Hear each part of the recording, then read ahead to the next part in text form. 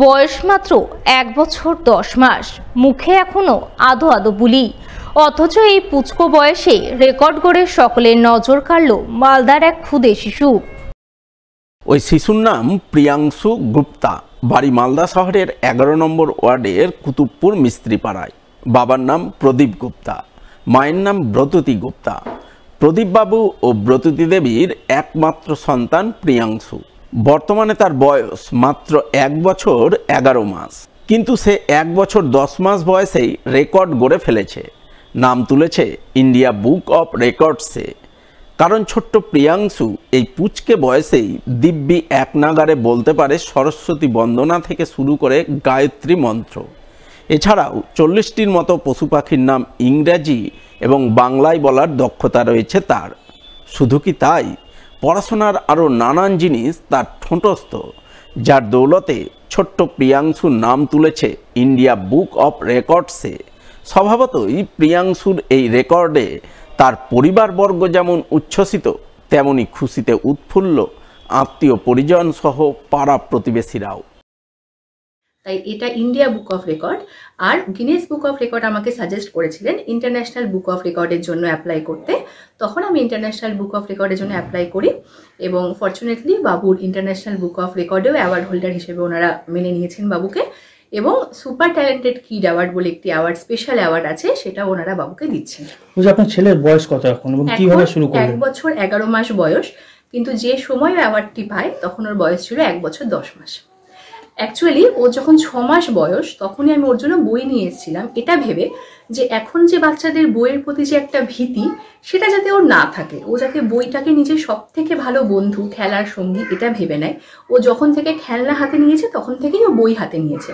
তো এইভাবে ওর ওপর কখনো প্রেশার ক্রিয়েট হয়নি এবং কখনোই আমরা প্রেশার ক্রিয়েট করিনি। আর যেহেতু আমরা একটা জয়েন্ট ফ্যামিলির মতো, আমাদের বাড়ির খুব কাছেই ওর দিদিরা থাকে, পিসোরা থাকে, দাদু দিদা মামা সকলে থাকে, সেই কারণে ও খুব তাড়াতাড়ি টকেটিভ হয়ে যায়, ও প্রচুর কথা বলে।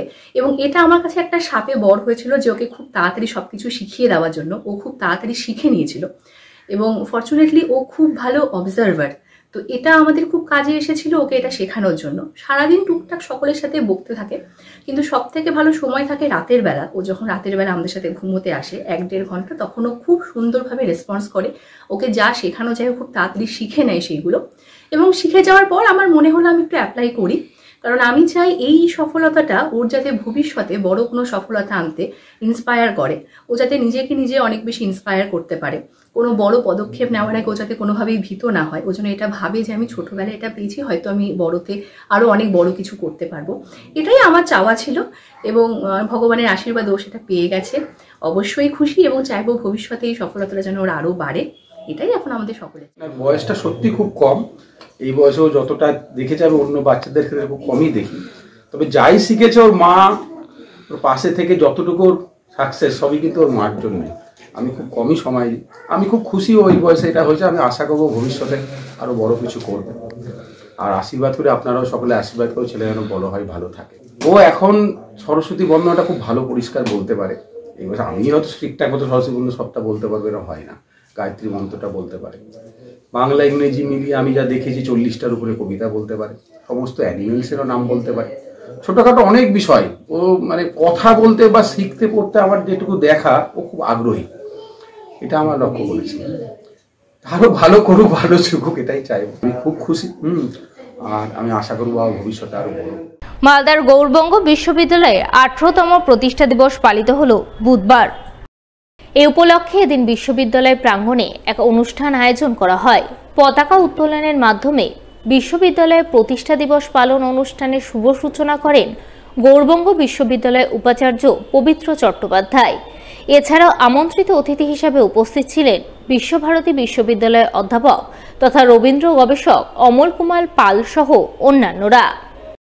পশ্চিমবঙ্গের তথাকথিত 3টে অনুন্নত জেলা, সেই অর্থে মালদা, দক্ষিণ দিনাজপুর এবং উত্তর দিনাজপুর, এখানে আমাদের সামগ্রিক একটা উন্নতির কল্পেই আমাদের বার্তা এটাই যে তাদের সম্পূর্ণ বৌদ্ধিক, সামাজিক এবং বলা যেতে পারে কিছুটা অর্থনৈতিক উন্নতি, তার সঙ্গে যে উন্নতিটা করার আমাদের কথাটা দরকার, ইমোশনাল থিঙ্কিং এবং ইমোশনাল শিক্ষা, সেই ব্যবস্থাটাকে যাতে আমরা প্রাঞ্জল করতে পারি এবং তাতে সেইটার দিকে যাতে আমরা এগিয়ে যেতে পারি, তাদের আমার একটা প্রচেষ্টা।